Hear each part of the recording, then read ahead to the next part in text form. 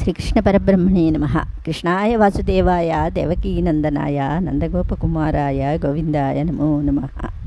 మనం నారాయణీయంలోని 45వ దశకం శ్రీకృష్ణుని బాల్య క్రీడలు మొత్తం శ్లోకాలు చెప్పుకుందాం. ఐసబల మురారే పాణిజాను ప్రచారై కిమపి భవన భాగాన్ భూషయంతో భవంతో చలిత చరణ కంజౌ మంజుమంజీరసింజ శ్రవణ కుతుక భాజౌ చేరతుశ్చారు వేగాన్ మృదు మృదు విహసంత ఉన్మిషద్దంతవంతో వదన పతిత కేశౌ దృశ్యపాదాబ్జదేశౌ భుజగలిత కరాంత వ్యాలగత్ కంకణాంకౌ మతిమహరతముచ్చై పశ్యతాం విశ్వనృణాం అనుసరతి జనౌఘే కౌతుక వ్యాకులాక్షే కిమపి కృతనినాదం వ్యాహసంతో ద్రవంతో వలితవదన పద్మం పృష్ఠతో దత్తదృష్టి కిమివ న విదదాదే కౌతుకం వాసుదేవ ధృతమధపతంత ఉద్దితౌ లిప్తపంకౌ దివి మునిభిరపంక్తై సస్మితం వంద్యమానౌ ధృతమధజననీభ్యాం సానుకంపం గృహీతౌ ముహురపి పరిరబ్ధౌ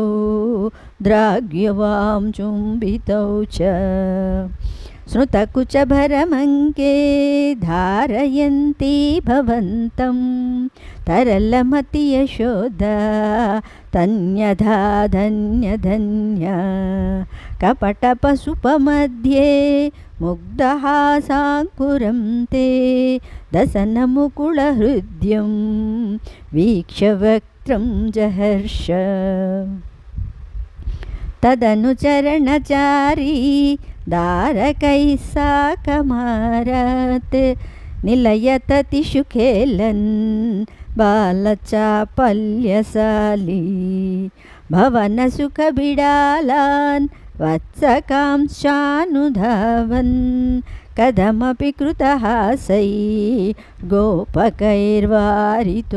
భూ హలధర సహితస్త్వం యత్ర యత్రోపయాతో వివసపతితనేత్ర తత్ర తత్రైవ గోప్యః విగలిత గృహకృత్య విస్మృతాపత్యభృత్యః మురహర ముహురంత్యంతాకుల నిత్యమాసన్ ప్రతినవనవనీతం గోపికా దత్తమిచ్చన్ కలపదముపగాయం కోమలం క్వాపి నృత్యన్ సదయ యువతిలోకై అర్పితం సర్పిరస్నన్ క్వచన నవ విపక్వం దుగ్ధమప్యాపిబస్త్యం మమ ఖలు బలిగేహే యాచనం జాతమాస్తాం ఇహ పునరబలానా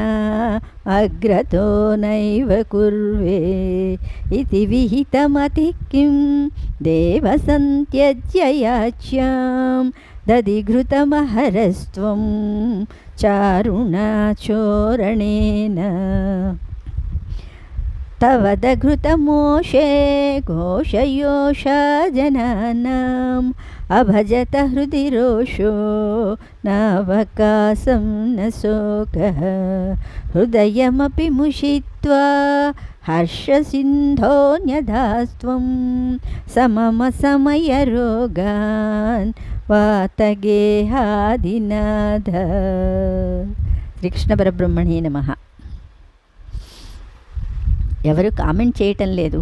నచ్చిందా నచ్చలేదా చాలాసార్లు అడిగాను. కృష్ణ అర్పణం.